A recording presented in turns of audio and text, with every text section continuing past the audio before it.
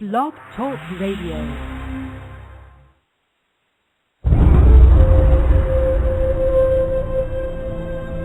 He is the last of his kind.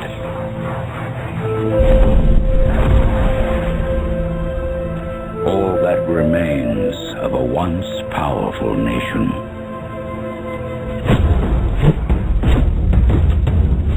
Some think he is a myth.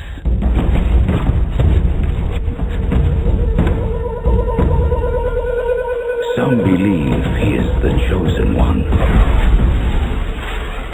who will bring balance to a world at war. And some will stop at nothing to destroy him.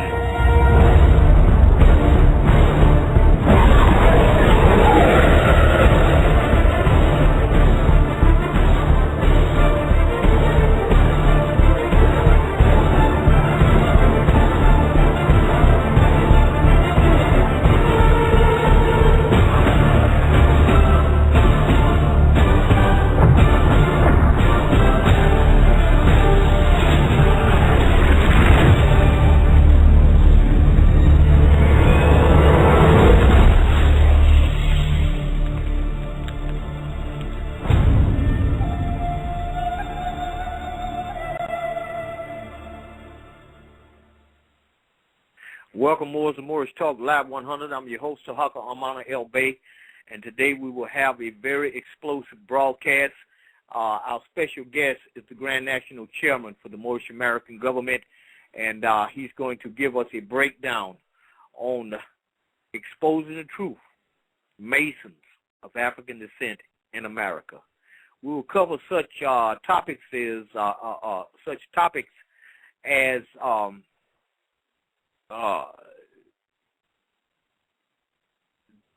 do the Masons of African descent in the U.S. have the same power as the European Masons inside this country? What is the origin of Masonry? Can a man's wife and children join the temple of the Masonic lodges and all of these things? Did the prophet, Noble Drew Ali, come to expose or pull the cover off of secret societies in America?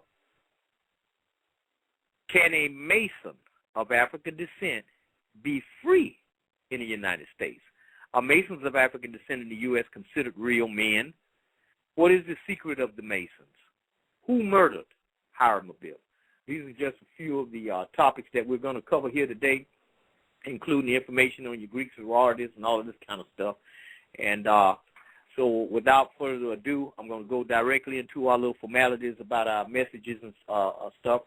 And we want to say that we're offering our free articles. For those of you first time being here, we have created some articles for you. The 14th Amendment Exposed, as well as the Commerce Game and how to play. And the way you access that is simply by contacting me, Tarhaka Black, at area code 904-303-9061. Also, we've created one of the most comprehensive libraries in the country that is designed for people of African descent, so you can get in there and study and operate inside this corporation calling itself a country, the United States of America.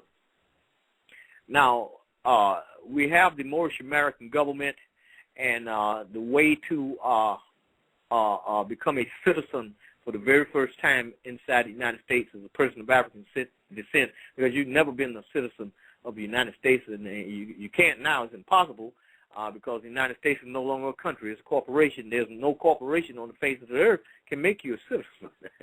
So we have the Moorish American Government, and the way you are registered there to be a citizen is you go to MoorishAmericanGov.org. That's MoorishAmericanGov.org, and you register there. And we have, after that, you want to dial into the national conference call held 7 days a week at area code 760-569-7100. And the access code is 437-966, and you press the pound key, and that's days a week, starting at 7:30 p.m. Eastern Standard Time. And you just use your telephone and follow the prompts on your phone. You dial into the broadcast and announce yourself. You are registered at that point also. And you star 6 your phone, and that starts at 7:30 p.m. Eastern Standard Time. Okay? So without further ado, I'm going to bring in our special guest, and so we can get started. Grand National Chairman, are you there? Islam, peace and blessing. Can you hear me? I can hear you loud and clear, sir. We're ready to go, and I'm pretty sure that you are. And I'm going to say we want to thank everybody that come out this evening to hear this message, because it's very, very important information, and it's something that we really need to get an understanding about, because there's a lot of mystery and clouds about it. So I'm giving thanks and praises to the great God, and much praises to his holy prophet, Noble Drew Ali, and I'm thanking all the more. So if you would go ahead, sir, you have the floor. Okay, well, let us, as a custom of our ancient forefathers, we always begin everything with prayer, and by giving salutation, honors, and praises to the one Creator. And we also extend honor to our forefathers through the prophets and all the great books that's been handed down to us for guidance. And I also want to extend honor to your Blog Talk Radio show, Brother Tarhaka. We have definitely been enjoying your growth and development and your portion in the movement of uplifting fellow humanity. So thank you so much, sir. We have a lot of ground to cover, and the main reason why we wanted to bring forth this particular chapter, well, that's what the chapter, because the chapter is in my book, Noble Drew Ali, The Exhument of a Nation, chapter 7. And this particular subject matter, there with Western Freemasonry, has been one of the most grossly misunderstood, I don't know what to call it, elements, lies, dealing with Western Freemasonry. And it's been grossly misunderstood about our people, because mostly our people do not realize that Western Freemasonry was largely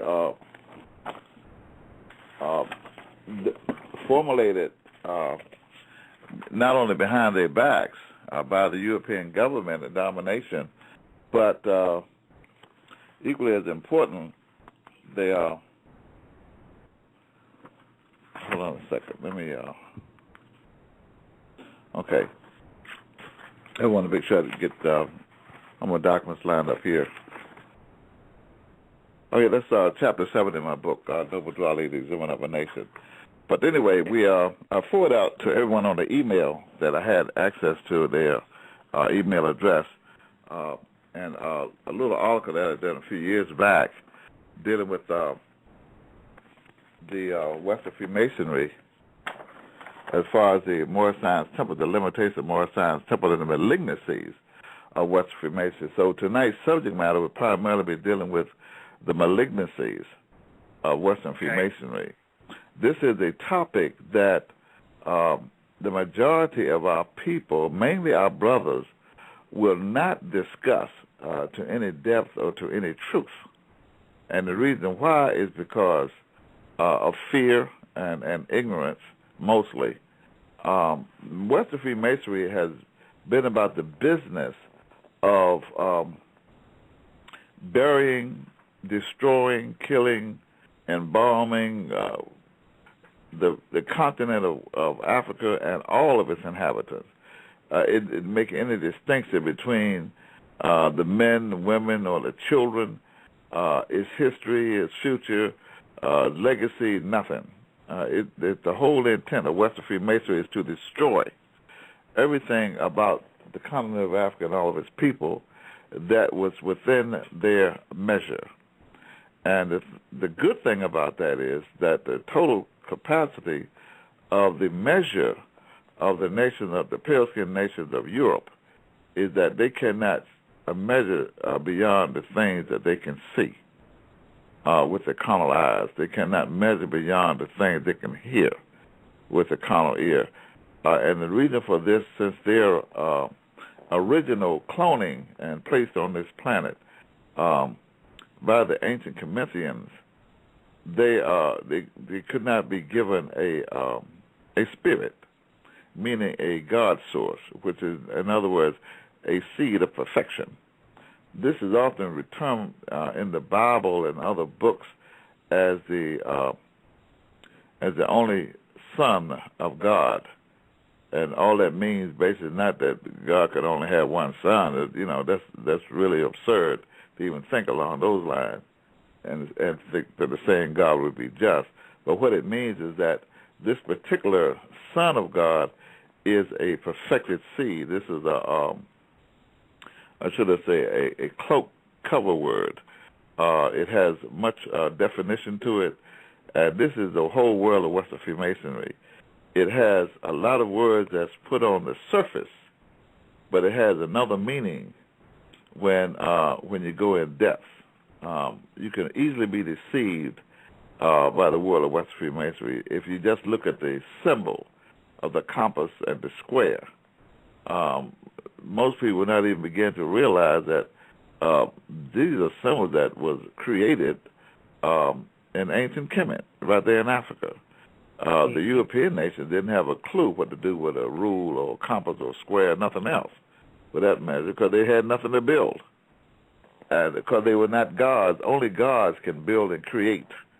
And along with that, because they also have the capacity to govern. So anyway, we have to go to the foundation and the origin of Western Freemasonry began in Africa. Make no mistake about it, everything that was produced in Africa wasn't always for the good. For example, slavery actually began in Africa. Africans were the first people to introduce slavery to the continent.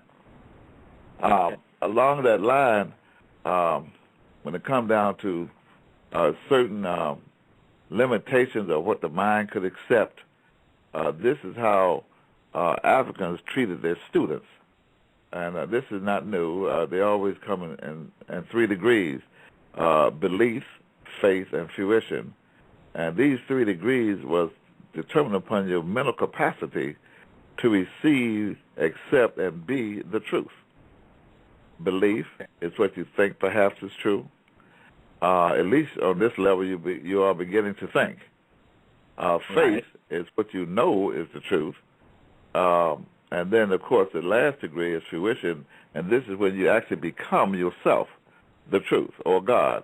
So the 3 degrees that you now have presented by Western Freemasonry, they have the apprenticeship, the fellowcraft, and then you have the master mason.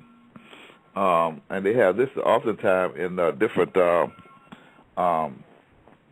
degrees according to the particular lodge that you might want to join. But I wanted to give these particular histories out because from the time of Alexander the Greek, Plato, Aristotle, and Socrates, and it can go back all the way to the time of Moses if you want to, when they come down to the ancient African teachings going and being exercised into Europe. And result of these teachings, the Europeans began to devise methods of how to use these sciences along with their nature. Okay. It is in the nature of the European to be able to destroy and to not be compassionate about it. They have very little compassion or, should I say, control over the things that they destroy. It doesn't really mean that much to them. That's just a part of their nature. And the reason for this is because it's easy to destroy something if you're not the creator of it. If you are, the last thing on your mind would be killing a child because you knew what it took to go through to bring that child into existence. But if you have never been a parent and you do not have the capacity of bringing forth children, then you may not see children as the same as the parent do. So I'm just throwing, maybe that's not a good example, but I'm trying to get you to see the fact that if you do not have the capacity to do the things that the other people do, then you're stuck within your particular realm. So the Europeans, therefore, are stuck in such a realm. But what happened from the time of ancient Rome, or should I say the biblical days, about 2,000 years ago, give or take 3, and the Europeans began to dominate, to begin to come into existence of world rule, or rulership of the world. And in so doing, they brought with them the many avenues that they knew everything, well, what the government, as they began to formulate governments, what they may call execution. And during the time of Yehoshua, or Jesus as is more commonly known, they would call it crucifixion. Today, you have the same government, and they call it the electric chair, or lethal injection, firing squad. They got 1,000 ways to destroy or to kill a man, but it's still permitted and understood and comprehended by their governments. So along down through the years, after many, many wars and conquering places, especially the African conquest, and this began with all the countries, mainly from Saudi Arabia around through the Mediterranean, the north coast shores of Mediterranean. You're talking about Egypt, Tunis, Tripoli, Algiers, Morocco. These were the first countries to fall to European rule. And as you can tell when the European began to conquer things, or think they have conquered it, because the first thing they'll do is to give it another name. Right. And what is customary to the Europeans, what they'll do, they will, when they change the name of the original place, or people, or the original thing that was created by the God people of Africa, then what happened, when they change the name, you actually take away the God source from that special creation or creature or place or event or whatever the case may be. This is a very dangerous thing to do, because it can have some terrible social effects. For example, today it's used to us to hear the term refer to our children as kids. Right. And if you look up the definition for the word kid, it's a young goat. Right. But it's become acceptable as a term that we apply to our own children. Well, once you take away the son and the daughter, or take away the power of that child being a direct descendant of a god, and you call it now a descendant of a goat, then you take away the powers of the original intent of the existence of that special being. And so this holds true with everything, whether you're talking about the Queen Victoria Falls, or they renamed Egypt, or the Sphinx, or many, many other things, including and especially us as a people. So when slavery, the West African slave trade began, back as early as 1492, it wasn't the beginning of slavery, but the West African slave trade, meaning that when West Africa was beginning to be used as commerce and trade and property for the purpose of profit. And it turned out that the lead African country to house this particular West African slave trade was Morocco. And if you notice, the flag of Morocco holds the 5-pointed open green star. Uh-huh. Now, you should really, really pay attention to this special star, because this star represents the God-man on Earth.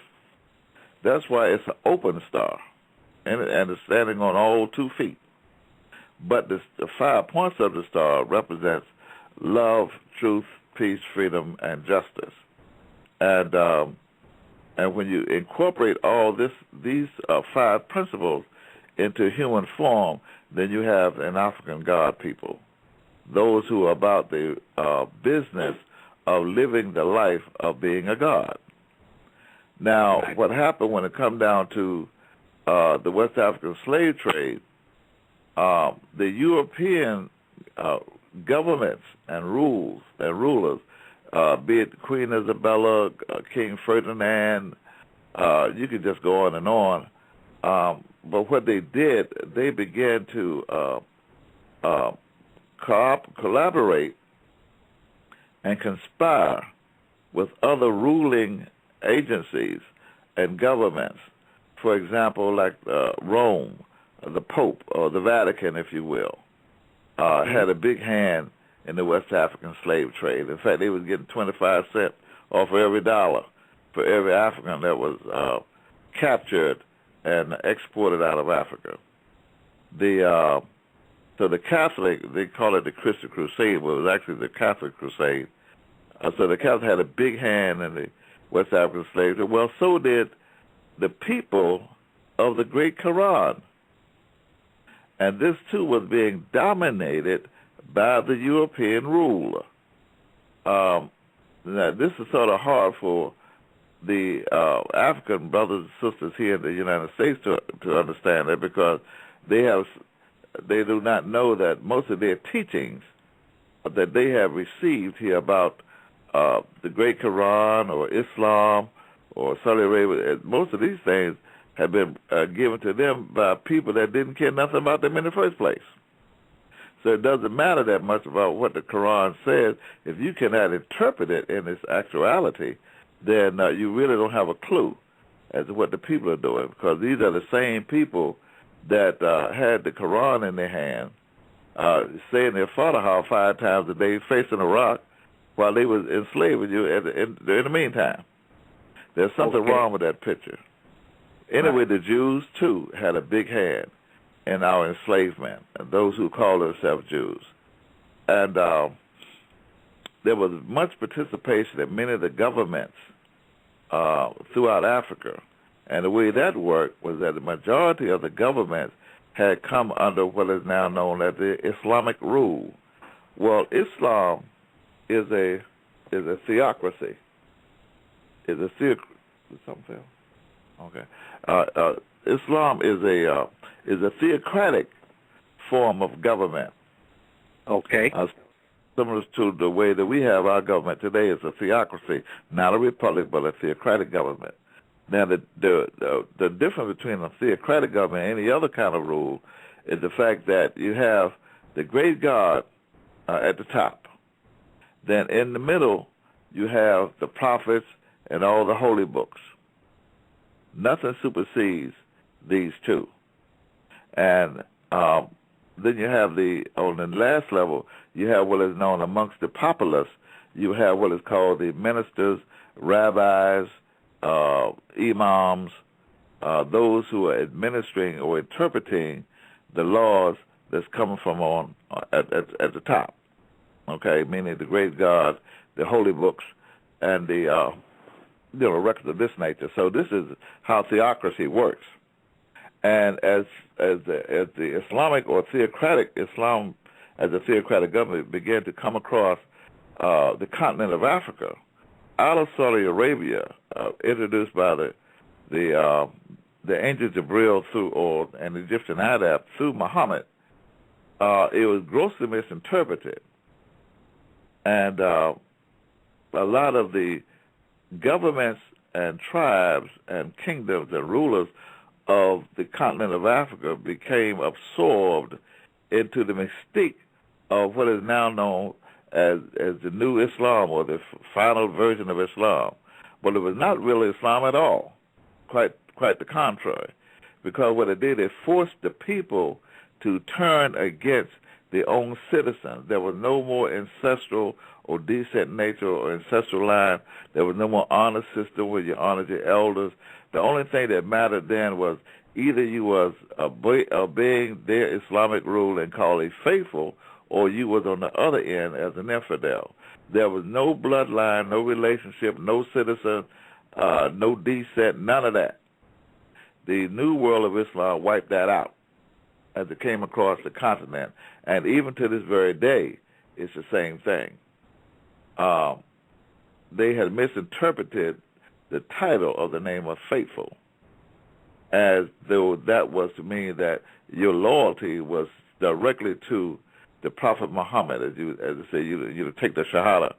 In other words, you pledge your allegiance to the great God and Muhammad and as a prophet, and that was it. That's ball game right there. Nothing else mattered. But that is not the truth. That's not the way that you return to your God state. But anyway, what happened? The Europeans utilized this trauma of the theocratic government as one of the weaknesses, along with the Jews, who had already enveloped the world into a lot of foolishness and superstition and fake things as far as being God is concerned.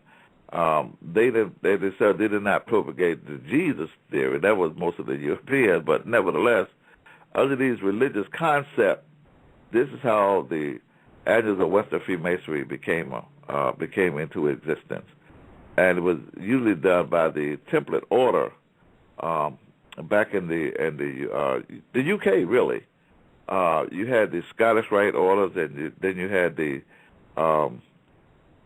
those that were down around closer to France or the UK, and these are the Yorks. Okay, so and between these two brothers, European brothers, they began to show their dominance wherever they began to rule and conquer the world, where it was Egypt. And Egypt was the primary target, and this is key. Egypt was the primary target of world rule, so it doesn't matter whether they became a big game hunter and began to assault animals throughout this in the African continent that they'd never seen before. But they would take the heads of an elephant or a water buffalo or an alligator or a bird or whatever, and they would mount this thing, and this is the trophy to them. And like so, every time they would dominate something or destroy something, they would rename it, and call it whatever they will. And this was theirs because they conquered it, or if you will, killed it. Mm-hmm. So in coming out of Africa, one of the things that they conquered the African people when they conquered Egypt. Egypt was the capital of Africa, as Washington, D.C. is the capital of the United States. Right. Egypt was the capital of the entire dominion or the continent of Africa. Africa has more countries, even to this day, than the United States have states. Okay?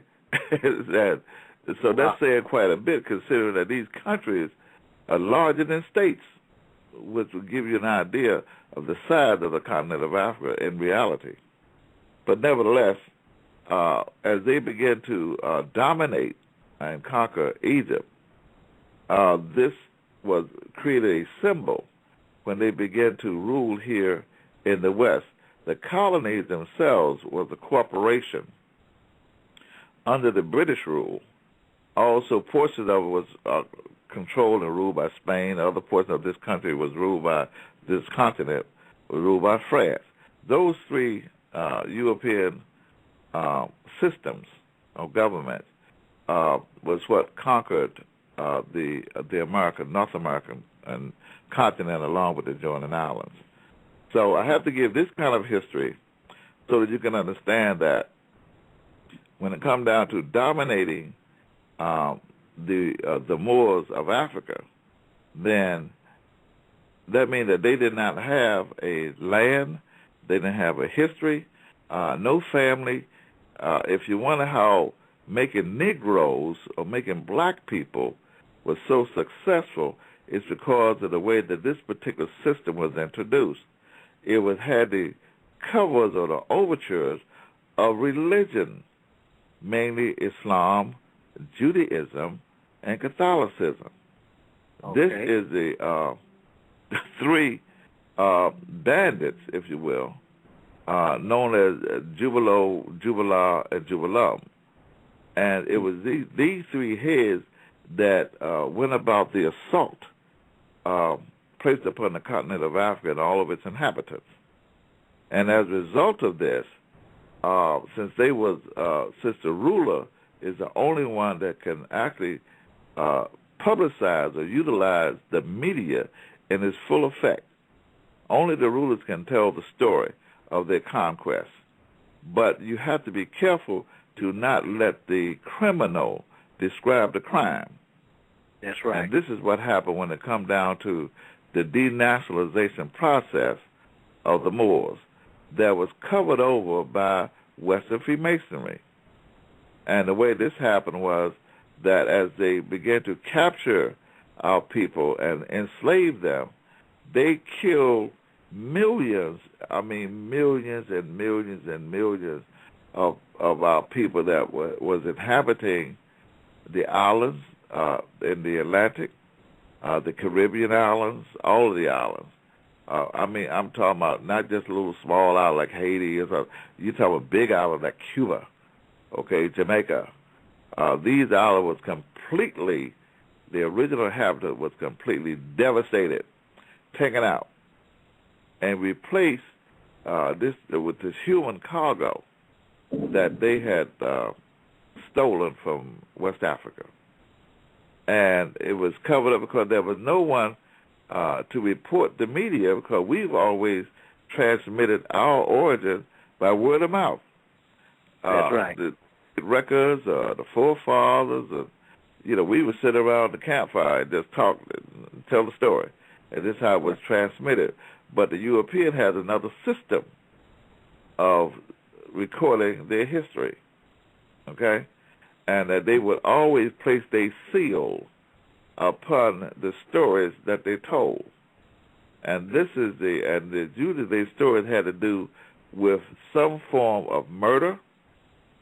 You can call it conquest or whatever case may be, but this is just in the European nature. This is how what is now known as the United States became a corporation, became a government, became a whatever, okay, because they had placed a seal or on their story. And this particular seal that was placed on the story here was known as the greatest seal that the United States had, or the Masonic order had, was the conquest of the African continent. Now, you must bear in mind that Africa itself was the one that produced all the sciences to the west of the world. I'm talking about China would not be China without Africa. Japan, India, all of Asia, everywhere, wherever there's sciences of astrology, astronomy, mathematics, all this came out of Africa. But if you didn't know any better, listen to the European seal, then it's a whole other ballgame. And Africa gets no credit. There's nothing there but Tarzan and a bunch of monkeys. So right. The seal that the Masons used to prove their dominance, they did not use the head of the elephant or the water buffalo, but they used the pyramid as the form of their seal to tell their story, his story or history. The European history is under the seal. Now, if you look at the seal of the United States, on one side of the federal bill or the federal coin, you find the pyramid. Now, everybody know in their right mind the Europeans had never built a pyramid. But they've got the pyramid there as part of their national seal, and it's got the all-seeing eye detached away from the rest of the body of the pyramid. The bricks in the pyramid represent nations that they have conquered. And the total conquest of Africa was completed in the year of 1776. This is why it is that the United States used this seal using Roman numerals or Roman numbers. Underneath of that saying 1776 is when we conquered Africa. This is our seal. This is our trophy, and that's what it is. So that's just one of the symbols. Another one of the symbols is that they have this coffin. In every lodge, they have a coffin, and most of the time the coffin is drawn or it's in some kind of a template or whatever the case may be, but it's there in every lodge. And the key to this coffin is who is in the coffin. That's right. And the name of the person in the coffin is called the body or Hiram Abiff. And this is the biblical name, meaning the West African God-man or the African God-man, known as Hiram Abiff. Now, it takes a powerful person to demonstrate a coffin in their highest ideal, known as a lodge. And their most worshipful master proudly sent himself upon this special coffin. But every time the coffin has been demonstrated or shown, it has an acacia tree over top of it. In other words, the coffin is not buried. It's like a what's it called? It's not. Oh man, when you bury somebody above ground, it's called something. My mind is at the time of it right now. I get it, but it's like a mausoleum. You know, one of them. But anyhow, this is what it is, because the coffin is always above ground. And it has an acacia tree, which is, this tree is indigenous to the continent of Africa. Okay. Also on the coffin is the 5-pointed star that we spoke about a little earlier. Right. To give you an idea of what's in or who is in the coffin, you've got the African acacia tree that's indigenous to the continent of Africa. That's the only place it grows or did. Was in Africa. Okay, now you got lodges and secret societies named Acadia. But anyway, then you had the 5-pointed open star on the chest of the coffin, just in case somebody forgot. They wanted to make sure that it was no mistake about who is in the coffin. Right. Now, I wanted to give that bit of a history because what we have today, and this to get to the root of our subject matter, we have the so-called African brothers today. Some call themselves black men. Some even call themselves Moorish Americans. And they will address themselves as grand sheiks and grand hubars and what have you. And they're Masons. They call themselves Masons. But the truth of the matter is, by the time, and Prince Hall was the first Negro Mason who developed the first Negro Masonic Lodge.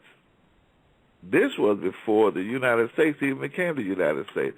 It was still a colony under the British rule, meaning part of their corporation. And they had a flag.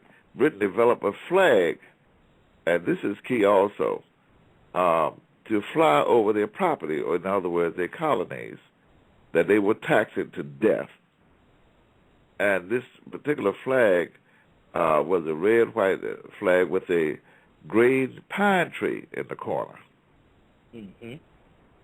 But today, a lot of Moors fly this flag, claiming that it's their flag, the continental flag, and it belongs to them. And they also claim the Treaty of Friendship in Morocco and the United States. But the only thing about the problem with that is, and these are Mason brothers who call themselves Masons, that's horsing the flag of the United States, the flag of Morocco that was selling them into slavery. The United States was buying them. Us, when I say them, I mean us. And the flag that flew over the colony was from Britain. This was part of their flag that they planted on their soil and their conquest, which was the colonies. Okay, now you got some unconscious men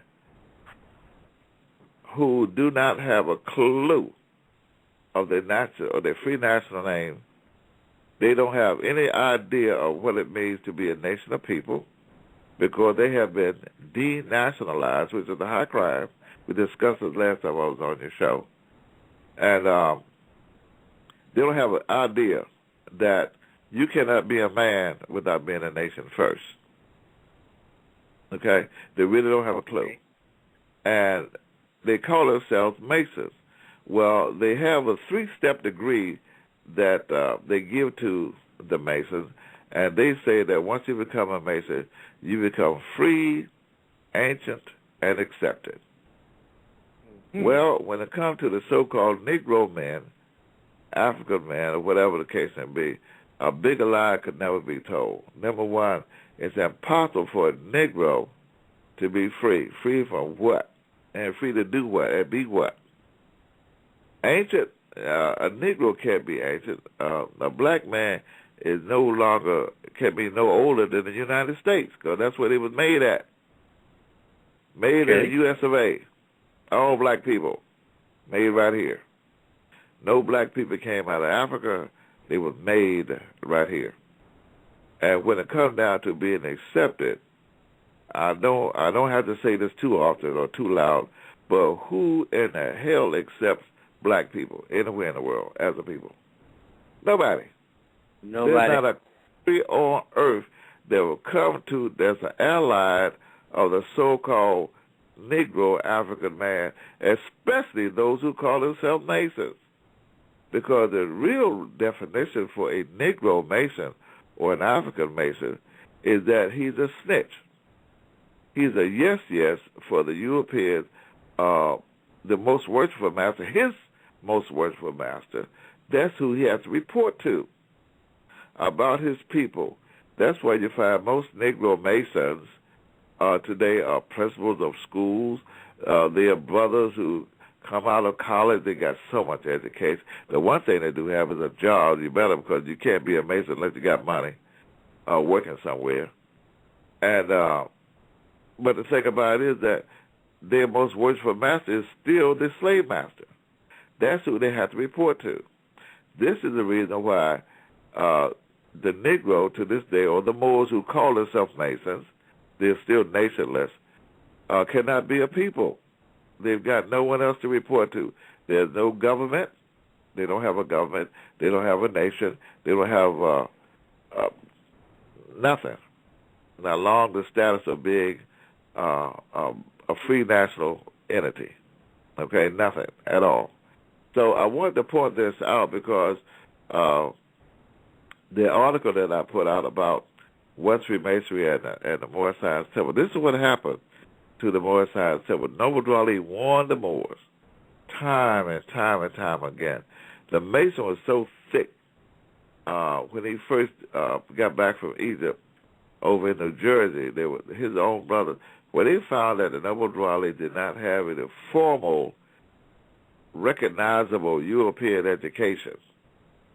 In other words, he didn't go to PS school number so-and-so. He didn't graduate from, Bucknell or, Princeton or Yale or Harvard or no other European school. When they found out that he didn't have no formal education, then they would begin talking bad about the prophet. This is at Newark, New Jersey. And although J. Rods and a few other college boards was his students, they virtually ran Noble Drew Ali out of New Jersey. Okay. And when it got to Detroit, Michigan, it was basically the same thing, as well as Chicago, where they eventually ended up killing them. But the thing about it is, they was going to the European, they were snitching on it to the European slave masters, having them locked up. Now, we don't have any jails. We don't have any courts, no courtrooms, no judges. Okay, so therefore, when we turn against our own people, who do? We report them to who? Our most worshipful master. This is what Masons do. Right. Okay? And if you get out of order, it happened to me on many occasions. Lord, Master, Pleasantly down there trying to free the boat. Look, he talking about nature time, Master. He doing this, Pleasantly doing that. They talk about my book, all kinds of things. I've been putting up with it for years. They even have me locked up, just like you did the prophet. Okay? The thing about it is that, Oh, man, yeah, please. Man, when I was in the Moorish Science Temple, Robert Lovell and his Messiah, because he's a Mason to the bone. And what they did against me for teaching the same thing we're teaching now. I mean, for as long as you know, I've been teaching the same thing. And it's these same truths that they would not allow in the temple because they don't want the people woke up. They don't want the members woke up. You can call yourself a Moorish American, but it means that you're a member of the temple, not a citizen of a nation. Okay. Okay? Which totally annihilate the purpose for a noble duali. Okay? Which the duty of a prophet is to save nations from the wrath of Allah. Okay? From the wrath of God. In other words, when you turn your back against the Creator, something's going to happen to you. Usually slavery. Okay? So the job and the duty of a prophet is to save their special people from this. And that was the purpose of Noble Drew Ali, as was the purpose of Muhammad, as was the purpose of Yehoshua, Moses, Abraham, Isaac, Solomon, Hezekiah. All of these great prophets, they had the same purpose, okay? So Noble Drew Ali was no exception to this rule. He came to us with had the same duty, and that was to free us as a nation of people, because we are the only people on the planet that's not a nation. So he brought us everything it took to put us together and save us as a nation. But you can't do that because there's so much interference. Well, I'm sorry, you couldn't do that the last 82 years. Because there's so much interference behind our Masonic-minded brothers who think they are Masons. They'd rather be Masons than be a Mo. In other words, they turn against their own women, their own children. They can't be fathers. They can't, because they'll go and suck up and kiss butt to the European courts and knowing they got to pay child support. And they'll still go as a master. They try to free this master. This organization, the Great City, they tried. And most of these organizations that's under so-called Moorish Science today, look at the leaders and see how much Masonic connection do they have. Mm-hmm. Especially those that are Moorish Science, some of the Great Seal, ISIS. You can go through the Nuwabians, you can go through the Wachita, the same thing. Everybody wants to be a Mason. And why? Correct me if I'm wrong. But wasn't it the Masons that enslaved you? I mean, George Washington, let's be realistic about this matter. George Washington, Thomas Jefferson, and the Moors want to holler, well, Benson he was a Mo. Well, hell, so was Clarence Thomas. Okay, he's on the Supreme Court bench, but he's still a slave. Oprah Winfrey, she got all this money, but she's still a slave. Mm-hmm. She's not a free person. She don't have no nation. You know, I give her to the little sister Gaddy. She's out of Virginia over the Winter Olympics. But she's still a little slave child. She's representing the United States, not a nation of her own. Okay? So I'm just saying that to say how important it is that our people have got. It's up to you to free yourself as you. Okay? So I know you got to, do your little commercials and things right now, so I'll continue on, and with any question, whatever you want to go to next, you can ask the questions, okay? Okay. Well, I certainly appreciate that, and ladies and gentlemen, all of y'all that tune in, we got the entire switchboard is all the way down to the bottom. We got people from all over the country, and judging from the area codes that I'm looking at, we also have people from other parts of the world. This is some very, very powerful information, and you did an excellent job on the background information, and we're going to go into the next part. But I want to say, ladies and gentlemen, for those of you who are in the United States, you have to understand that you have never been a citizen of the United States. You're not a citizen now, and neither can you ever be. But the Moorish American government is in existence, and you can go ahead and place your information at moorishamericangov.org on the census, and you can dial into the national conference call 7:30 p.m. Eastern Standard Time 7 days a week by simply dialing 760-569-6666.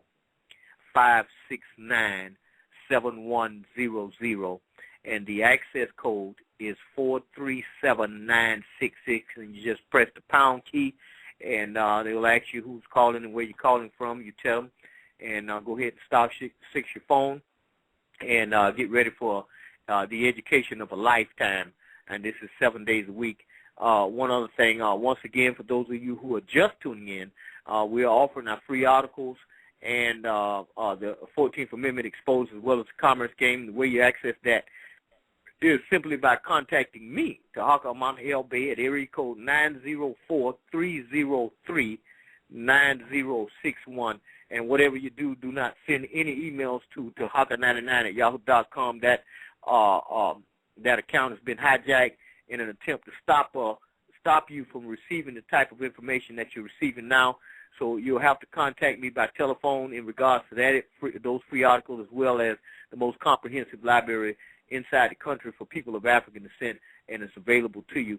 We also have, for those who like to do deep research, we have the your Black's Law Dictionaries, Volume 1 through 9, Bouvier, Bloomberry, and the like, and that's available to you as well. And where you access that by contacting me, 904-303-9061. And please call me before 7 p.m. Eastern Standard Time, and we'll get that, get you in there and get that information to you.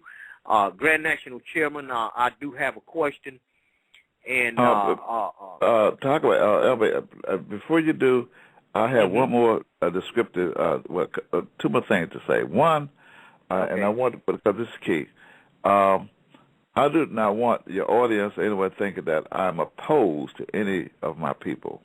Quite the contrary, I am pro-freedom for my people, okay?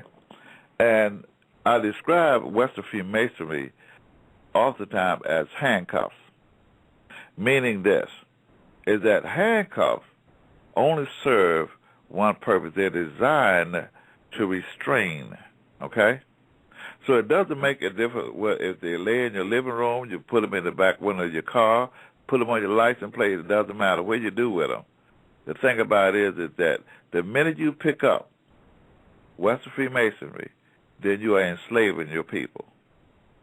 So it's got nothing to do, I'm not opposed to the Moorish Science Temple, I'm not opposed to Washita and other efforts that our people make, with themselves. I am pro-freedom, though. And as long as you connect yourself with Western Freemasonry, you can never be free, because that's the handcuffs. It was designed to enslave you. That which is designed to enslave you cannot also free you. That includes the United States, all of its courts and laws. Okay, now you can go. Okay. All right. Now, I certainly appreciate you giving us that clarity. My question is, and I see what we got one hand raised, and we're going to get to that if you can answer this question briefly. And how much power?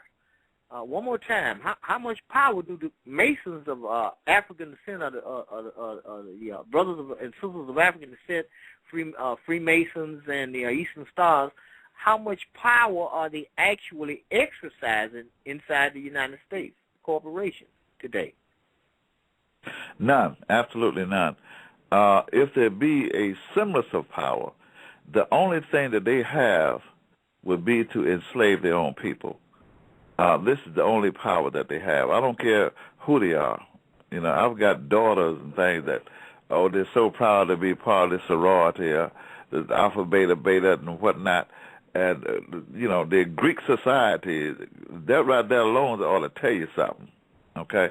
But our people who call themselves and join these different, the Eastern Stars and daughters of the Isis, daughters of this and the daughters of the Moabites and what, we even got, in the temple they got names for the daughters of Drew Ali, all kinds of crap. The thing about it is that none of this stuff can free you. Why is it that all these titles and jobs have been around, but none of our people is free as a nation yet? How can you have all of this and not be free? What is that telling you? If you call yourself an Eastern Star, then how come you ain't got no more power over your man than to take him downtown to the slave master? Okay? if you call yourself a most worshipful master, how come you ain't got no more power? You better not go nowhere and do nothing with it when you get there, because you're not free as a people. That means you are powerless. The only sovereignty or the only government sovereignty is a power that governments have to secure, protect, and to guide its citizens. If you don't have a government, you got no power. And the United States ain't your government, not the government which you can live, because that ain't living. Okay. I'm trying not to get crunk up here. All right. Well, we want you crunk. Okay, I'm going to open up the first line here, and when you all come in, please be specific and brief so we can get to the next caller and get your questions and comments out there, okay? All right, we at area code 229. Could you tell us who you are and where you're calling from? What's your question or comment? Justice Elbay calling from America, Georgia. Praise Allah, honor, Prophet Nova Durali, and peace and love to you, Master Teacher, and to you, Brother Tarhaka. Master Teacher, the Prophet knew my heart and my question I have, but let me briefly say, I've seen Bill Gates, 50-plus billion. I've seen other wealthy Europeans. I've seen European co-op things. I've been part of several lodges. My question is it true that the Europeans, they are working very hard to make sure that we don't find out the truth, that our people don't find out the truth, what they have done to them and still doing to them with mental slavery? And isn't it true that they are doing this because they're upset with themselves at their own dinner table when they think about it? They really don't have a damn thing, sir. Is that true? Is I'm correct about that? They don't have anything. Everything they got, sir, came through from us, and they stole everything out of Africa. Isn't this one of the reasons they're so upset and they're pushing hard to prevent all these truths from coming out? Because they're going to lose everything that they have? Okay, friend. Okay. Now, the European control came when they was able to delete, or should I say smother, and hide the truth, shadow it. Okay, they couldn't kill it, but they was able to enslave it and place it under a particular dominion. Now, the European rule, they don't want to die, although they like death, but they don't want to die. And we are forbidden to amalgamate or marry with them, because if we as Africans was to amalgamate with the European nation of Europe, they would become totally extinct within 50 years. Because you cannot put an African and a European together, the baby is always going to come out African, it's going to come out God. It would never come out of European, never. So therefore, they would become totally extinct as a people within a 50-year period. And then we'd be charged with genocide. The thing about it is that they are not the hindrance to us. They do not have the power to free the Moors. That's why those Moors who call themselves Masons have not been freed, because they're imitating the European. You cannot imitate the slave master and think that you're off the plantation. Okay? They're just like a inmate who is just sucking up to the warden because he's a trustee. Okay? But he's still locked up. He ain't free. The warden go home when they get ready. So when it comes down to the Europeans, the United States, and all like that, they do not have the power to free us as a people. So when it comes down to Bill Gates and everybody, if you really want to know what they're made of, now that we have a government in place, refer them to your chairman and to your grand sheik. Then we find out what they're really all about. Okay, but don't count them out. Say, look, you got so much money. Why don't you just go ahead and help the Moors free themselves? Let them have enough money. Give them a few $1 million over here. A few $1 million over there. Okay? That's how you find out what they're made of. But otherwise than that, they're harmless. They are powerless. It's up to us to exercise our power And all we got to do is raise our head up as a people, because we actually own every government, every country, every nation, every kingdom west between Egypt and Hawaii. That means all the waters and islands and lands and everything, continents, all of it belongs to us. That's Moorish America. So I hope that answers your question. Okay, we're going to area code 347.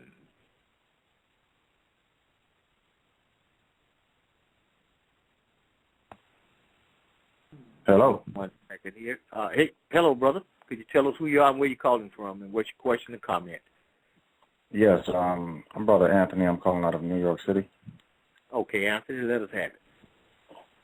I have two questions. Mm-hmm. My first question is to the guest. Have you ever heard of the Moorish Rite Masons? And if so, what are your thoughts on that rite of masonry? I often detest answering a question with a question. Yes, I have. In fact, I got a picture of them in my book. The thing about it is that are they free? Do they have a government? Are they a nation of people? Where are the women and children that make up the nation?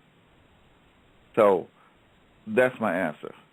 I've heard of them, but they're just another club, a bunch of slaves on the side. And I'm not speaking disrespectful, but they got nothing until they become a people with their own government. And you can't have a government and your women over here because you got some secret that they can't have. What kind of nation you going to be if you ain't got no women to help you build it? And they're the one that saved your life while you were asleep. So that's what I think about that. Okay? Where's their freedom at? Where's the nation at? Where's the government? That's what I have to say about it. Okay, I'm going to area code 203. Hello? Area code 203. Hello, come on in. Yeah, my name is Al McCray. I'm calling from Bridgeport, Connecticut. I have a couple of comments and questions. I wanted to ask, when actually did the Moors start? I heard from Bobby Hemmett that the Moors were basically priests that took, when our people were going to fall, it was the Moors' responsibility to take the Egyptian mystery secrets out of Egypt and preserve them. And he said that part. But now I'm thinking that since the Moors had these secrets and they were able to establish all of these civilizations and conquer Europe, so like when in 1492, when Columbus started coming around and warring against the Moors and the Moors started falling, did the Moors make some kind of special deal like, okay, we'll teach you some of these secret sciences like through secret societies like Freemasonry, if you give us special political status, if you give us a special political status, and we'll turn over the rest of our people to you. In other words, did the Moors make a special deal with the white man, teach them secret sciences and stuff like that, because they knew they were getting their butt kicked and basically sold their people out, our people out? That's one question and comment that I have. The second one is the Moors talk about freeing ourselves and learning law and so forth and learning the Constitution because we taught the Constitution to them, and that somehow we have some special break in the Constitution and we have to exercise our rights. But my thing is, is there any documented cases on YouTube where the Moors actually won in court, as far as you don't have to drive, you don't have to have a driver's license, and all of these special things that they say that you have to have? Okay. Let me answer your question. Let me take the second one first, okay? You will never, ever find a government in the courts of another government. There's a reason for that. because every government recognizes the sovereign powers of another government. When it comes down to battling and going back and forth with the Constitution of the United States, that is not our Constitution. That's the same Constitution that was used to enslave us as a people. Okay? The only good thing about the United States Constitution was that it brought us all together as one group of people that need to be free. That's why we all had the same one free national name. That's the only good thing about it. Otherwise than that, you cannot find freedom in the courts of the United States for any other government or nation of people, especially those that they have enslaved. So all that rights to travel and strong man and commercial code and all this, right? You are powerless, damn it. You ain't got no power. Excuse me for fussing. Okay? But all these things, when you go, and I know a lot of brothers, I know where you're coming from with this. They specialize in mastering another man's legal system. Where is your own at? Where's your Constitution? Where's your government? Since you obviously ain't got no freedom. The United States has been around a couple hundred years, and you ain't got no freedom from it yet. So what makes you think you don't get some now? Okay? You don't need their permission to be yourself.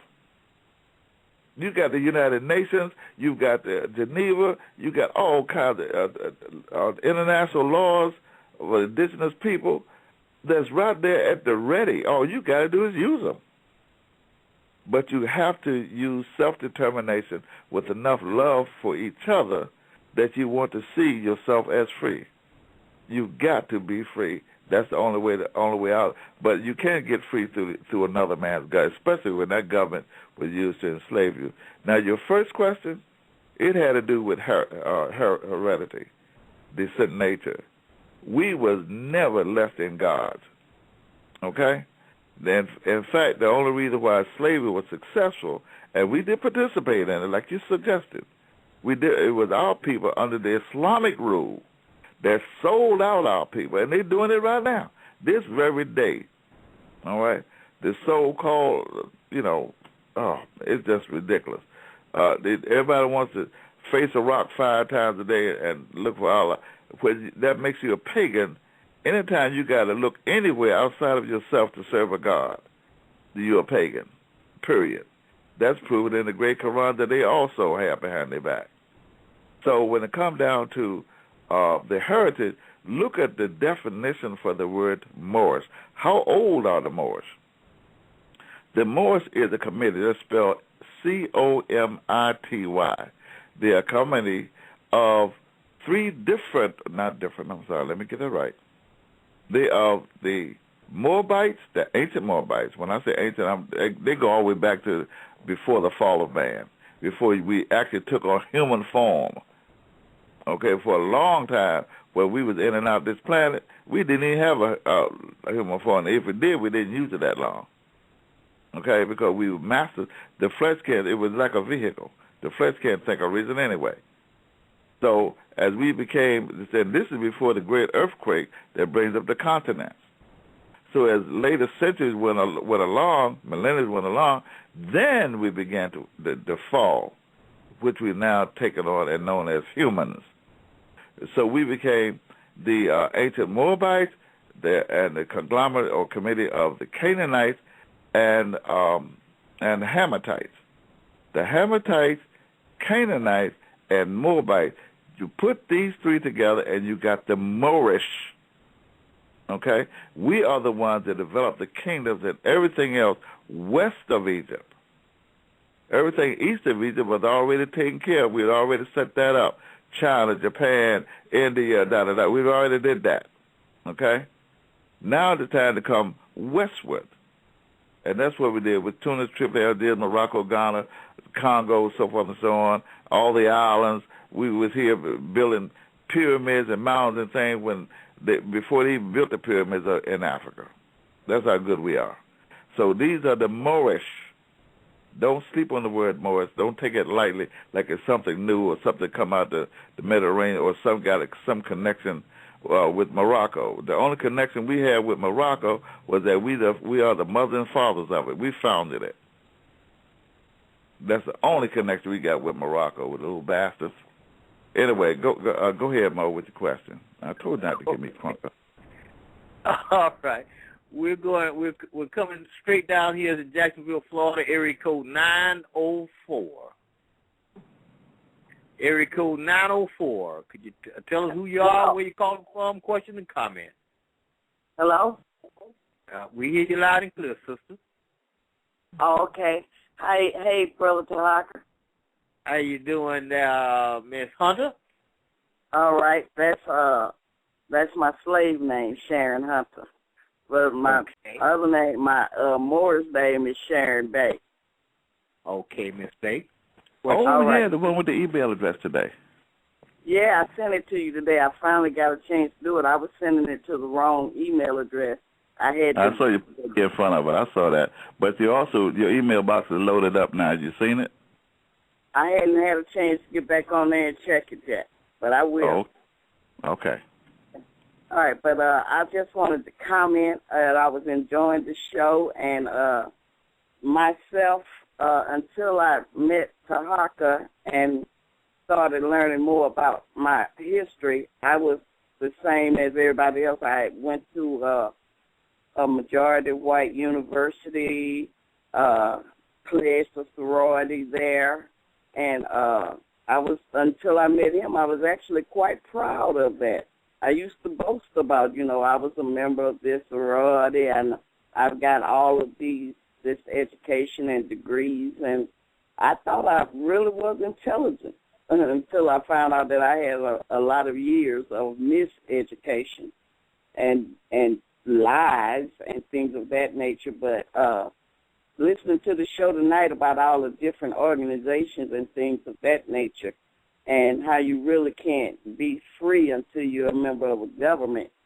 And I just didn't understand what was the harm in being a part of those organizations if those organizations are doing nothing but, good or supporting and uplifting your own people that's involved in it. So, and I still don't really see the harm of being a part of that. I know it's not going to set us free or anything of that nature, but if you just uplifting your own people and you're working for the good, what's the harm of being a part of one of those organizations? Okay. As far as the harm is concerned, let's put it like this. If the master word here is nation, N-A-T-I-O-N, the master word is nation. So let's find out what does it take to make up a nation. Doesn't it take families? Okay, that means you got to have, somewhere along the line, you got to have a mother, you got to have father, you got to have sons and daughters. These is what formulates family. You get a bunch of them together, and you put them together constructively, and you got a nation. Okay, but if you got the women over here, let's just turn the star inverted. Let's turn it upside down. Keep it there. Because you must remember that as long as the star is on its feet, it represents that the blessings are coming in through the pyramid, through the top of the cranium, through the soft spot, or through the seventh chakra. Okay? But if you turn the star upside down, then she getting her blessing from between her legs. Okay? So if she's on one side, the men is over here because he's a frat, he's a fraternal order. Now, what I want to know is how much did this contribute to being a nation? There's nothing wrong with, because the sororities, they're fine. Sisters just as happy, being the matrons and everybody. But except when you get a real high in order, you still can't do it without having a brother there. Okay? But still, the brothers over here, they say they got some secret that they can't share because they want Ruth looking in the window on the second floor. So they got some secret. But the secret is they're the one that's in the coffin. and they don't want the women to know it. So there's nothing wrong with being a part of the sorority. The problem is, does it stop you from being a nation of people? Okay? Because that's what it's designed to be. Anytime you master the letters of the Greek, you can't be Moorish. It's just that simple. So it's not that you have been so much miseducated, it's that you have not been educated. So don't pay the miseducation no mind. It's up to your people and you are a goddess. I love the way you talk. Just your voice alone is uplifting. It's up to you to be able to lift your own people and to teach your own people. I could tell you a host of goddesses like yourself, and I think the youngest one is in her 50s. The oldest one, good gracious, in her 90s, I guess. Most of them are down in Atlanta. But they're all over, and they got more healing elements. It's crazy. They can start a whole hospital unit. Except the only insurance company want to, because they can heal anything you weren't born with. And they are pulling together, and they've been matrons and the sororities and everything like yourself, but they are now coming together as a nation of people. And I'd like to send you their email addresses, too. Let you catch up with some of your own, and they can tell you about the sororities, okay? There's nothing wrong with it, but we've now found that all the sororities in the world would not put you together as a people, and that's what's wrong with it. What we're concerned about now is being able to love you and for you to love us as our goddess, okay? As someone that can really help guide us and not guide enough. You can guide a bunch of women all you want to, but it's not going to produce a family. Okay? So that's what I have to say about that. Okay. We're going on to the next caller, and we are going to area code 973. Could you tell us who you are, where you're calling from, what's your question or comment? Yes, peace to the room. My name is Rasul Amin. I represent independent ministry, and my theme is how to put the neighbor back in the hood. I'm calling from New Jersey. And I'm really enjoying the program. And my question is more dealing with solution. I learned some things tonight, and I like what you're saying. But my question is this. First, I have a comment. African-American, nigger, Negro, black, Bilalian, Pan-African, whatever title we like, we are a wounded people that need a serious healing. And we live in a oppressive word environment. Example, Lil Wayne, the rapper, came out with an album. He sold 1 million copies in a week. I'm not a human being. A very dangerous language to put out here in society for people that's not thinking. I'm very big with the youth. So my question to you is, what is the solution? On a lot of programs I hear about what happened to us, our history, but not much on solution. So in my endeavor, in my little ministry that I work in the streets in the hood, could you give me some advice on, what is the solution for us as a people? Because, many people go in different directions. They go Christianity, Islam, whatever. But if the healing is not taking place, I don't care where you go, that's not going to be transformed. So could you share some insight, please? Thank you. Oh, yeah. And, that's an excellent question because you remind me so much of myself when it comes to that neighborhood. I came up the same way. Everything from the Boy Scout to the Black Panthers. So I know what it's like to be there in the hood and doing everything to help the people. Going swimming, meat, fish, fries, the whole nine. So, but the thing about it is that there's only one way, and we've got to take into consideration that we have been enslaved as a people. We have been enslaved. And we are one people. It doesn't make any difference how other people want to dress us because some of us got dreadlocks or some of us got perms. Some of us is in Jamaica, we may be Rastafarian, others say they're Christian. Some say they're Muslim. No. You are one people. and you're going to be that until such time you realize that that's the only way you're going to be free. You have a lot of laws at your disposal, and this is where the problem is at. We're studying the wrong laws. We're studying the very laws that enslaved us. Okay? Learning how not to do 80 miles an hour in a 25-mile-an-hour zone. That's not our law. Okay? So what we are doing, we are having a unity meeting in about 2 months from now. We're having a mass unity meeting of every group imaginable, okay? And needless to say, there are millions of them. But we're having a mass unity meeting, and under this unity meeting, we're calling people together under one government. One government, meaning one people have one. We're not talking about the names that somebody else gave us. Because I was born in 42, so I came up through the time when I was a little colored child and a little Negro boy.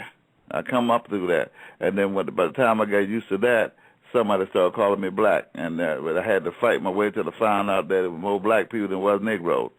So I got used to that. They would come Afro, but these are somebody else's names. These are somebody else's religion. This is somebody else's concept. Somebody else's education. But we have our own system. We got everything we need to run a government and institute of people, including everything that you have right now. We can show you how you can take those powers. Let me give you the words that Dwali said. He said, I'm going to leave the European here just long enough to teach you how to run a government. So that means somewhere along the line, each and every one of us that's on this call right now and beyond has got some gifts, some skills, some talent, some love that you can have to contribute to your government, to your nation of people. Okay? It's just the first thing you've got to do is realize that you have a love for the self, and that love is no good unless you can spread it to somebody else. It's just that simple. Okay? You must be able to see yourself as one nation of people, see yourself that you cannot be successful. It's like going to school. Why would you even start school if you're not going to graduate? Okay? Why would you even start something you're not going to finish? Why start a race if you're not going to go across the finish line? So it's the same thing with being free. Why are you going through all these little things if you're not going to ultimately be free as a people? What's it all for? What's a little group of, I was just talking with a sister with a sorority. What's the use of being in a sorority and you're not going to be free as a people? What good is it? So everything that you do, especially with the love that you have, the brother that I'm talking to right now, the love that you have, that you personified and exercising to your people, take that and transfer it now into a positive source like a vanguard, like a spearhead, a government of your own people. And I'll be glad to help you out. I'll be glad. No problem with on this end. Okay, I'll give you the email addresses, phone numbers, contact, everything that you need to help pull the whole state of New Jersey. And that was the first state that Drew Ali tried to raise. Okay? So, yeah, we can do this. And it's going to be done. In fact, we don't have a choice. The whole world. Let me give you the ultimate thing about this movement right now, okay? It's been prophesied. It's been ordained. It's going to happen.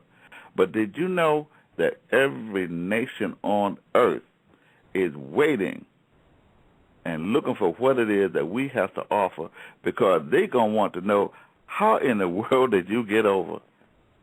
Now that your soul can look back and wonder, how did you get from underneath that United States yoke and law? Because we had buried you people. And now every nation is going to be seeking peace, the same peace that we're going to have. That every nation is going to want to know how we did it. That's our job. Okay? So we're here to help. Okay. Before I go to the next caller, which is area code 347, part of the solution and what you can do right now, brothers and sisters, in regards to the solution, because the brother, he seems to be a lot like myself. I don't want to hear about the problem. Just give me the solution. Just let me that's right. The solution. So the first thing to do, step one, is go to www.moorishamericangov.org and scroll down the left column there and go ahead and register on the census to the Moorish American government. For the first time in the history of this country, you will become a citizen of your own government. Step 2, dial into the national conference calls that are held 7 days a week, starting at 7:30 p.m. Eastern Standard Time. The number to dial is 760-569-7100.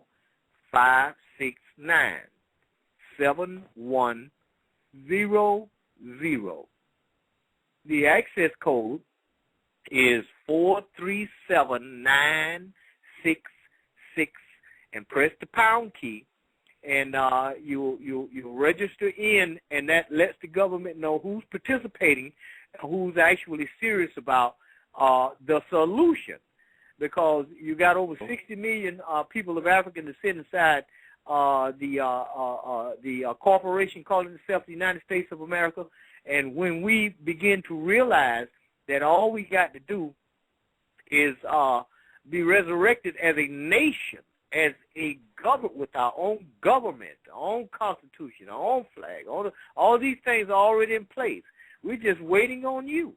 This is the solution to the plight of Negroes, colors, blacks, African Americans, and all the other stuff that we're being labeled as.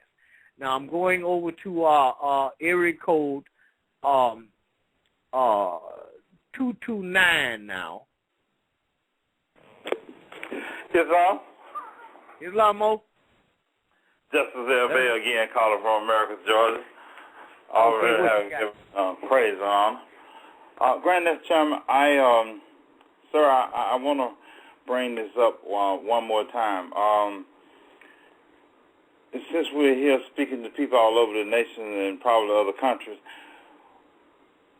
we still have a few more, sir, here in the state of Georgia, and I believe Tennessee and a few around Florida areas who are trying to gather people, and they still have the intention of charging them, believe it or not, an application fee, and want to say that they are being represented by the Moorish American national government. Will you please stress to them what they need to do and what they don't need to be doing? And some of these people who are doing this are Moors who call themselves conscious from these different organizations. So if you would, please, sir, will you please stress to them what they do not, what the things they don't need to be doing and the things they need to be doing to help the people, please, sir? Well, for one thing, in the words of Noble Drew Ali, nationality is free, not only here, but all over the world. We have been deprived as a people of our free national name. There's only one of those. I think this one of the sisters said a little earlier about, I think that Janet Jackson was a slave name. There's nothing wrong with Janet Jackson.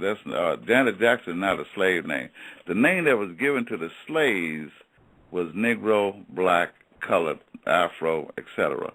These are labels or names that was given, and that's the slave name. Your free national name, every nation of people only have one. Of all the billions of people in China, every last one of them call it Chinese because that's their one free national name, Chinese. People of Germany, Czechoslovakia, wherever, France, there's one free national name for every country, every nation, one free national name. So these different groups out here that's selling through commercial codes, and they're selling rights to travel and drivers, all kinds of things, including identification cards. Okay. This right here is nothing but a scam. Okay, that's all it is. If it's not going to free you as a nation of people under your own government, let it go. And you ask them that. If someone come to you and they're talking about, look, I can get you these documents, so that's another word, documents, and it's only going to cost you $2,000, okay, then you want to know instantly, where is your government? Where's your nation of people? And this is going to get me there. Now, if they can't tell you where their government is, and it better be in existence, they better have gone to the UN, they better have something to show, okay? If they don't, then you treat them just like, say, look, I love you, but right now you're a shadow, you haven't come into existence yet. You still got a head, I see you got arms and eyes, but you ain't making no sound. So that means that don't turn your back on them. You still got to love them, but realize that they're part of the tomb, okay? And they said that this time was going to come where the actual dead would actually walk the earth. They would speak a dead language. It don't mean anything. You got people that overstand and all kinds of things going on now. It's a dead language. It don't mean anything. You can't use it in the court of law, nothing. So what you do when the people come up to you that way, there's only one way to get free from slavery, and that is you must go back to being a nation of people. It's just that simple. And we're the one that set the laws up in the beginning. Go back to your own tribe. You cannot there's no such thing as individual sovereignty. Don't let nobody try to sell it to you. This is a sovereign. You're indigenous. You're aboriginal. And let me sell some of it to you. No, don't accept that. We're 60 million strong here in the Northwestern Hemisphere. I mean 60 million. And whatever it is that they're selling you, it better incorporate all of us, okay? Brother Bay, Brother L. Bay, you got it. Okay. All right. Well, we got one more, and then we're going to go on. We only have 28 minutes, so we're going to ask everybody to be brief, and then we'll go on and continue until we get to the close of this broadcast. Area code 118. Could you tell us who you are, where you're calling from, what's your question or comment? Area code 118.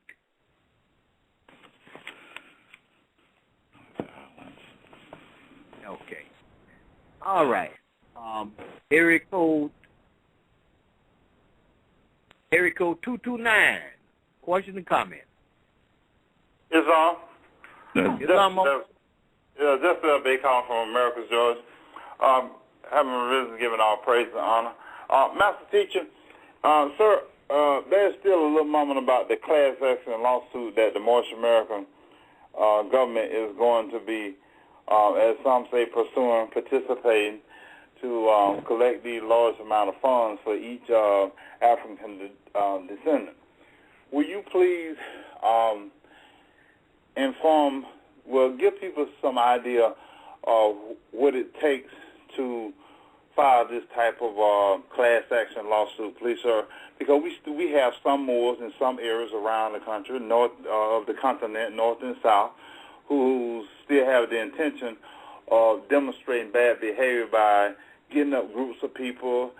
Some still have in mind of charging people, as they've been doing for the nationality, trying to get people to pay for the nationality, trying to get people to pay for, the old story. But if you will you please explain them some of the things they need to be doing to help the Moorish American government prepare for this? Thank you, sir. Well,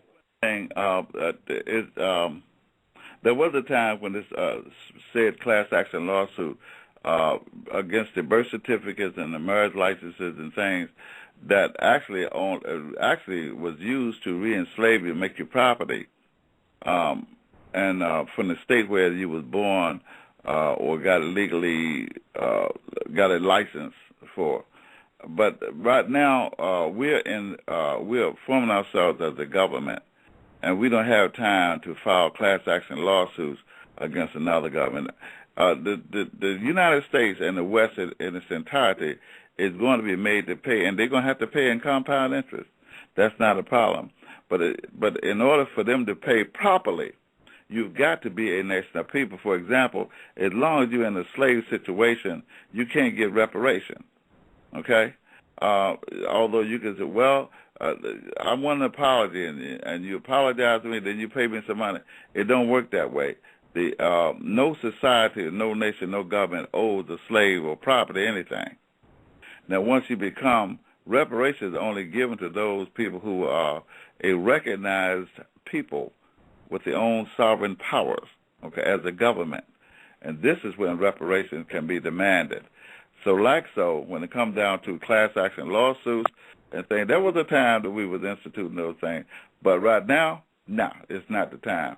And the reason why it's not the time, because we are busy saving ourselves as a people. And once we do that, then the Lords of London and everywhere else is going to open up to us and give us back what is due to us, okay? And the only thing about it is they don't have to give us anything because it's already ours anyway. We're the actual landowners of the continent of the Americas. This is before it became Canada, the United States, and Mexico, and Cuba, and all that. No, this is ours anyway. So it's up to us right now. We're taking the freedom to exercise ourselves as the actual landowners, okay? And you do that by being yourself under one free national name as a nation of people with your own government. So don't pay them little people no mind that they call themselves doing this class action lawsuit, because they're trying to do it through our own proclamation declaration that we took to the UN anyway. And if that ever shows up with somebody else's name on it, we're going to stomp a mud hole into my personal self, okay? And not only that, but you don't want to run into Obama. And let me tell you about Obama, okay, or Bush or anybody else who was in the president's office. When we are recognized as a people, the president of the United States is not only the president of the United States because there has been a civil disturbance there. In other words, a civil upheaval, meaning we are the one that's gone.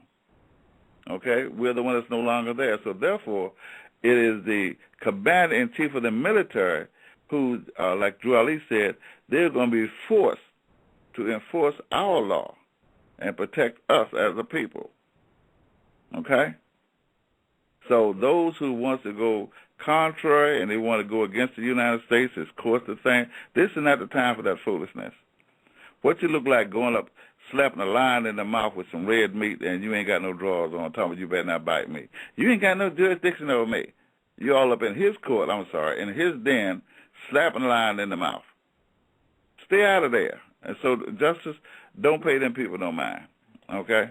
Because they ain't got two ways to go, and that's us or the other government, and neither one, they can't win in neither one of them. And we ain't going nowhere. Okay. All right, Brother Bay. All right. Now, we have 22 minutes left, and I want to get this question out. Could you please tell us, what did the Prophet Noble Drew Ali say about the Masons of African descent inside the United States? You know, Mo, what the Prophet said, look, I've come to take the covers of all secret societies, because the secret society was used to bury his people. Okay? That's why when he said, I've come to prepare a table before you in the presence of your enemy.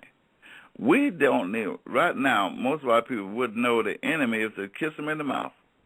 They don't know Western Freemasonry is the enemy. They don't know who it was, the Congress that wrote the 14th Amendment and wrote them in as persons. They don't know that was the enemy. They love Masonry. They love being a part of sorority. These Masonic or fraternal orders and the congressional sorority, look, they're the one that buried you. Okay, it's just that it's not a long, drawn-out situation. That which has enslaved you cannot be used to free you. It's just that simple. So we have got to wake up. So Drew Ali said when he took the covers of all the secret society, that's why we're having this class, this program right now, because the covers is off. If you want, after listening to this broadcast, and you still want to go back and be a Mason, you still want to go back and practice that for, that sorority, that's on you.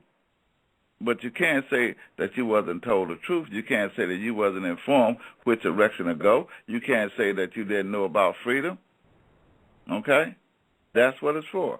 Drew Ali is still here. He said, I've come to pull the covers of all secret societies. You ain't heard nobody address Western Freemasonry until my book came out. Nobody. In fact, you find brothers running like little scared dogs, running, right back under there. Master, he's trying to free them. I never had so many people. I didn't know I had that much hatred could be gotten. People trying to hate me all over the place, and all I'm doing is trying to free our people, which I'm going to do anyway. And it's not just me. I got a lot of help. The spirit of our forefathers all over the place, so it's going to get done. So the thing about it is that when it comes to pulling the covers off, you got to realize who put the covers on you and hid you away from the rest of the world so that nobody can recognize you. Nobody wants to come and help you, not nobody, nobody. No government, no nation. Look at Katrina. Nobody, even Cuba couldn't come in and help you. You're an alien. No, I don't want nobody coming helping you. And right now, if the United States was to turn around and start the genocide thing, which is all over the place, right now, if they were to turn around and do it under their secret society, these are Masons. What do you think FEMA was created for? This is part of your Masonic order, is FEMA. They're the ones that have the chattel cards and the concentration camps that's going to take you out of here, finally. Those of you who do not want to form yourself as a government and save yourself, that's what's going to happen. That's the covers. The same thing that happened over there in Tucson, Tucson, in 1921, okay? The Black Wall Street thing. That was Western Freemasonry at its best.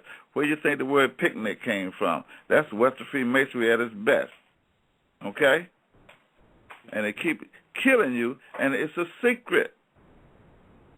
When somebody can take you from shortly after you're born, and they give you a birth certificate declaring that you're a slave for the rest of your life, and you don't think that's worth fighting for, to fight to get against it, you got problems.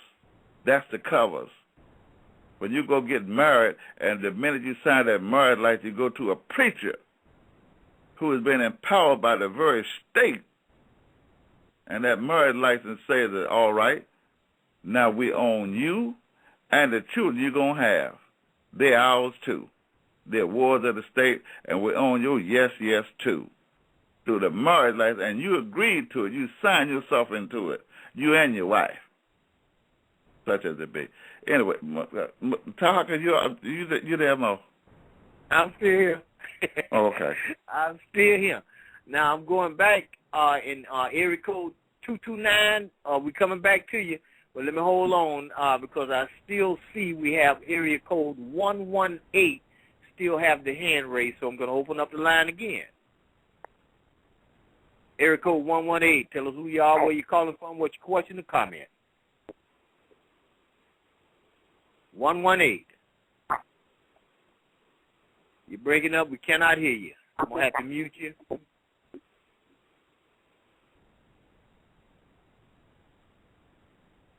229. Let us have it. Yes, all praise and honor have been given. Master Teacher, the Prophet Noble Drew Ali said, if I can get you more to thinking, you'll save yourself.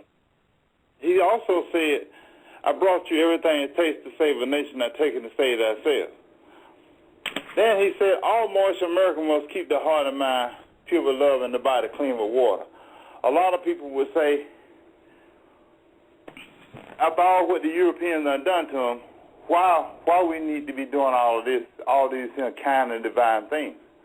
Why can't we just rap against them and torture them and imprison them like they done us? Could you please tell the people why, sir? Okay. You look real strange, and if people would look at you going down 125th Street in New York and Lenox Avenue, or about Apollo, and you look real strange with an orange jumpsuit on and shackles around your legs. But you got a plate though. You know, it's a tin plate. And but at the same time, why are you wearing prison issue and you in the free society? So that is to say that when you are out of jail, when you are out of slavery, then you should no longer wear the slave clothes. You should no longer use the slave language. You should no longer eat the slave food. You should no longer obey the slave master. When you are free, then you should get away from those things that enslaved you. I hope that answers your question. Okay, we're going to area code 203. Area code 203. Tell us who you are, where you're calling from, and what's your question or comment. Yeah, this is Al again from Bridgeport, Connecticut. I have a question and a comment. The master teacher said, he mentioned something about the Constitution was used to enslave us, so we don't need to be using the Constitution. We need to build the nation, become sovereign, and use international law. Now, how do we get into the international court to argue our cases if we're really not organized as a nation? In order to have a nation, don't you have to have your own land? Don't you have to have economics? I mean, having a nation is just not saying, okay, I'm declaring that my own nationality, I'm declaring my own sovereignty, so therefore we have a nation. Isn't having a nation more than just getting a group of people to agree that we're going to be a nation? I know that's the first step, but don't you have to have things in place like an education system, a military system, economics, land? And my other thing is, you mentioned that like Islam was used to enslave us as a people, but I noticed that a lot of Moors seem to hold Islam as their religion. I don't know if it's the Islam that the Arabs are practicing or if the Moors feel that they have a different Islam than the one that was used to enslave us, but nevertheless, it's Islam. Now, as far as you mentioned that we are ancient people, we're Moabites, Canaanites, and Hamites, but you never said anything about Israelites. Hebrew Israelites teach that the Hamites are not our brother, or the Canaanites are not our brother. If you look in the Bible tells the children of Israel not to even mix with the Canaanites. So I'm kind of confused as to, it still leaves the question open as to we don't even know who we are, because the Hebrew Israelites will tell you that you're not a Moor, that you're not Negro, black, or color. You're Israelite. The Moors tell you that you're Negro, black, or color. You're Moor, you're Olive, or you're a Moabite. I thought the Bible tells you that the Moabites are the Asian people. So how do you reconcile all of this confusion amongst the different groups of people, organizations?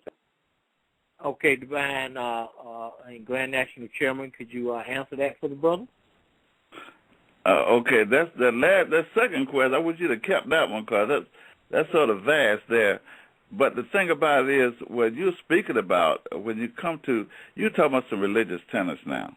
And that's one of the first things you're going to have to get away from. The reason why I say that, because religions is what they use to cover up the enslavement of us. And that includes what is now called Islam. When it comes down to the Israelites, that's a collective, it's a community name. There was no such place as Israel per se. This was a conglomerate of 12 different tribes of people that collectively they were known as so you don't want to get there. When it comes down to the biblical records and say all this came the original Bible, as they call it was called the Septuagint. These are teachers that came out of Egypt also.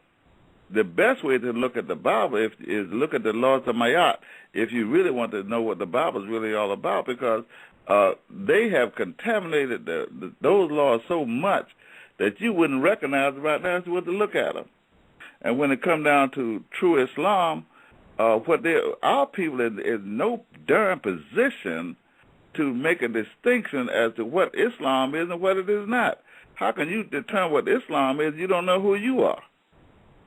And then you're going to listen to some Arab who was enslaving you at the same time? No, man.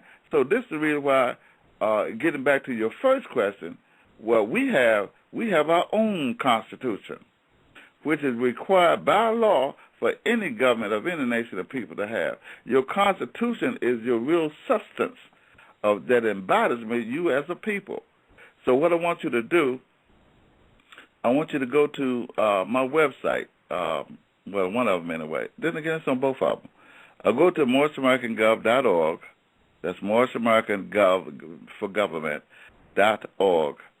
And look up the Proclamation Declaration at the SevenSealsPublications.com, same thing, Seven Seals Publications, plural, publications.com. And look up the Declaration Proclamation of Status and Jurisdiction of the Moorish Americans. There you will find not only our Declaration of Independence, why we had to be free from the United States, but you also will see your Constitution. You also will see your national, international prayer. You also will see everything that you need to be a sovereign people. You will see your international emblem, your Grand National Seal. You will see your flag. It is not the flag of Morocco, okay? So this is what I want to recommend that you do. Then feel free to be at liberty to give me a call, okay? And I will help guide you the rest of the way. So you can call me at 434-676-1555. That's 434-676-1555.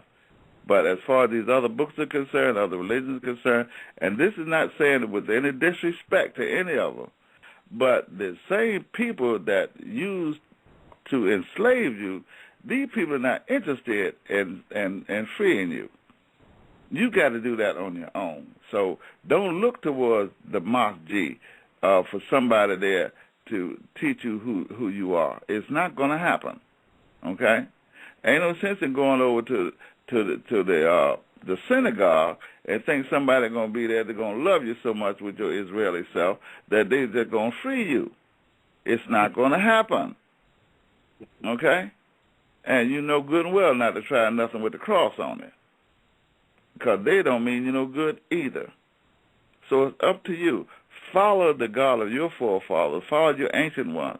And look, you got to realize one other thing, Moors, and that is the fact that you didn't get here by accident, and you did not survive slavery. Don't let nobody tell you about, they worked you like a Hebrew slave.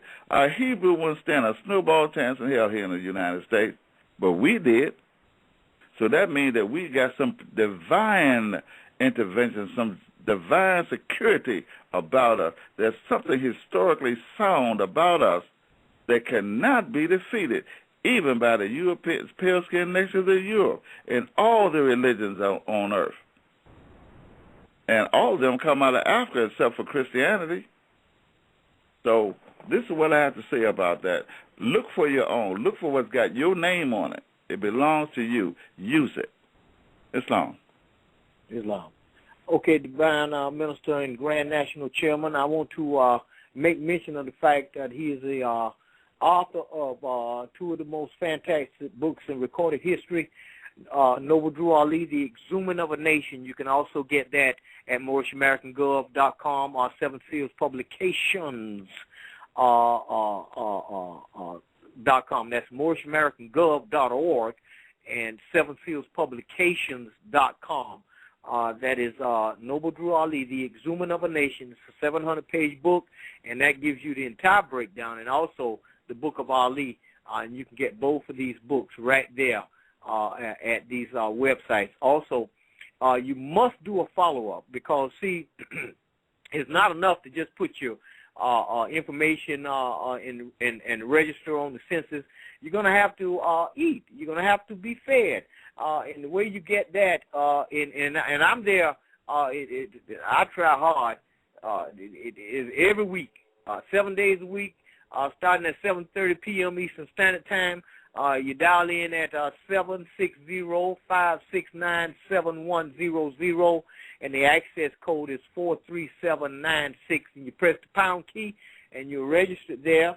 And the government has tons of information. You get a chance to ask questions and your comments. 7 days a week. So we're not some distant foreign thing for you.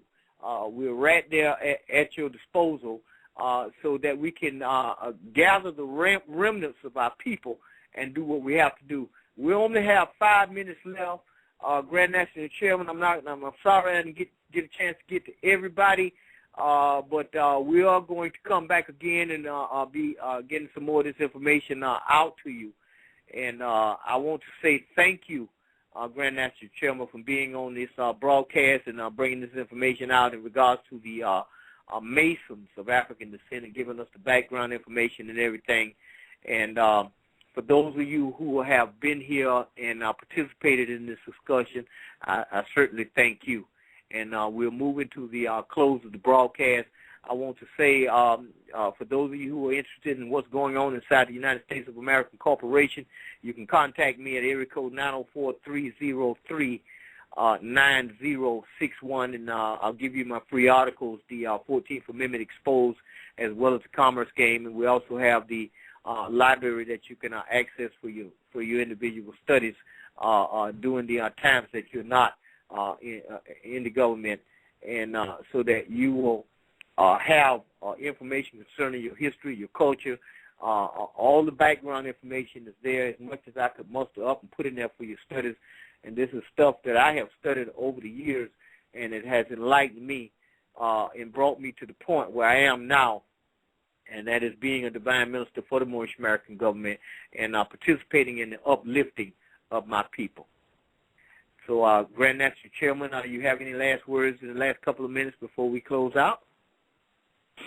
Yeah, Mo, just briefly, first of all, I want to give praise and honors. I want to honor everyone online for lending your ear and your heart. And I also want to make an announcement that we have a capacity for a few more officials of the government. Like I said, we have a theocratic government. And in so being, in order to be an official of any theocracy, under Judaism, you have to be a rabbi. Under the Islamic world, you've got to be an imam. Well, here, you have to be a divine minister in order to be an official of the government. So, from those that I've heard online, I would suggest you come on into the constitutional fold of your government, and see that we've got a few slots left for the divine ministers. That means officials of the government. And we'll be glad to, to take your application and welcome you into the fold. Just roll your sleeves up, get ready to work, all we can tell you. But all the work that you've done, the skills that you have, bring them to the government and lay them on the table. And we sure how to exercise to the benefit of your people. So that's what I have to say. But it's been a pleasure. It's been an honor speaking with you. And we trust to see you on our conference call, our national class that we have 7 days a week. In fact, I'm getting ready to go there now because the little Moors, they have their class on Thursday night at the children, and that's always a fantastic thing. So it's been a blessing, Brother Bay. So any kind of way that I can help you out, just let me know. You're doing a great job, and we love you. Peace. We love you too, Grand National Chairman, and peace to all. Ladies and gentlemen, I've been your host, Tarhaka Black, and we're going to close out, and this closeout song is for all the people that been inside the United States that declared themselves as Masons. Ladies and gentlemen, I'd like to say good night.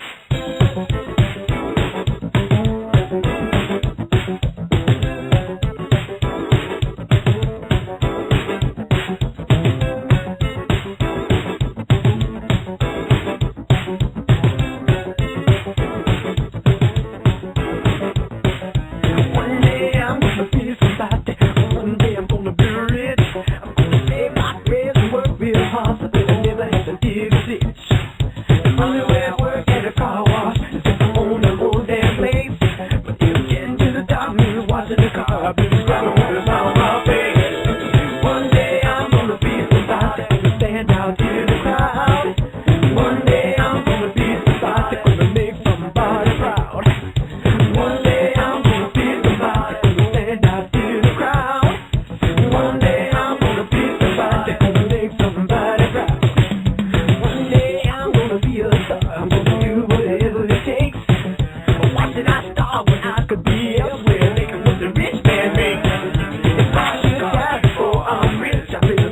soul.